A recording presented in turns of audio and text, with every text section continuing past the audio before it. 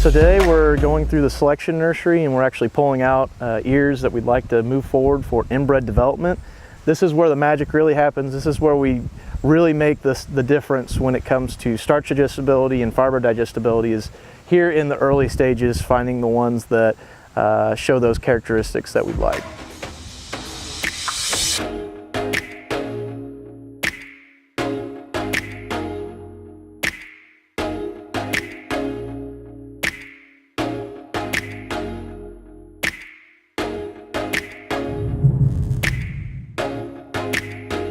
We're screening over 2,500 different things just to find different lines, to just be able to find the 3 or 4 that we need to move forward and have better hybrids later on. I guess within the selection nursery, I'm looking for a lot of different things. Obviously nutrition is important, but I'm also looking for agronomics because if it just isn't going to stay in the field, it doesn't matter. We're not going to want to plant it.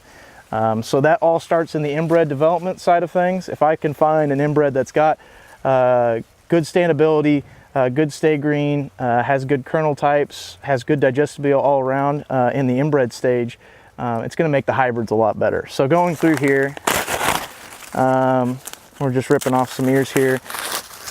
And that looks like it's a little bit harder of a kernel. I like the plant because it's nice and tall. It's got good stay green. Maybe that's a little bit later of a plant we can use. The ear height is a little high as well. So here I have another one right next to it that has a little bit lower ear height. Maybe this is more important. You can see that it's not as green. Maybe that's because it's a little earlier of a plant. Maybe it had more disease earlier on in the year. So we'll see what happens when I pull back this ear.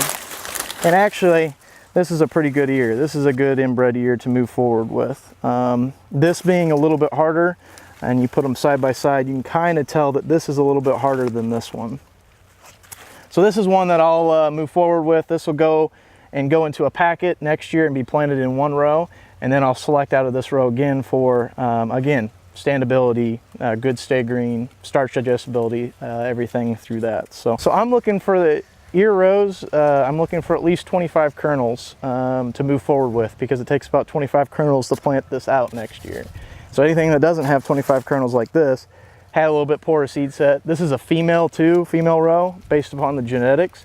And so anything that's not going to set good grain, I don't want to keep. So for example, this one feels like a good ear. That's one I really like.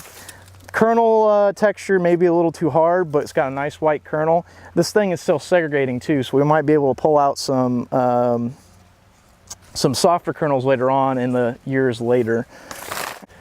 That's the thing we got to do when we're out here, is finding that 1 or 2 that has both of those together. Good stay green, like in this plant, and lower ear placement like in this plant with a white cob. So if we can find that one that has both of those, that's the money maker. It's a game of numbers. It really is. It's keeping about 10% every year is important, so that these projects don't get too big, and 2, you only keep the best 10%. What this does is just make sure they don't find something that has bad stock qualities to them that I don't see in the plant. So if I just push my foot onto them and I give it a little pressure, if they don't snap or if they don't bend over, let's try to find one that will, like that one.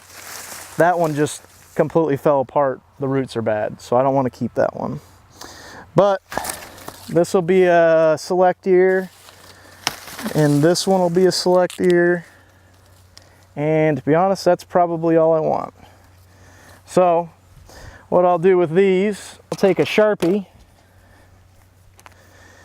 and I'll mark these so that I know which one was my best ear out of the row, what one was my second best, and so on and so forth. And so I'll take this mesh bag and I'll rip off the bottom of this tag and put it inside the bag for identification. And this is very important in this whole scheme, is keeping identification of things from year to year. And I come back to shell it, I know which ones were the best out of the group. That'll go in the bag. I'll take this metal wire and string through this bag so that it's closed and no seed escapes.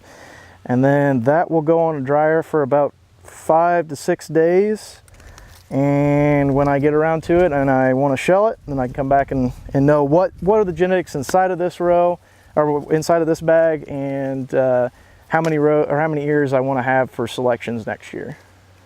It's a long process. It takes many years and dedication and a little bit of know-how, but once you do have a final product, it's pretty neat to be able to bring to the dealers and to the customers and make an impact on their farm.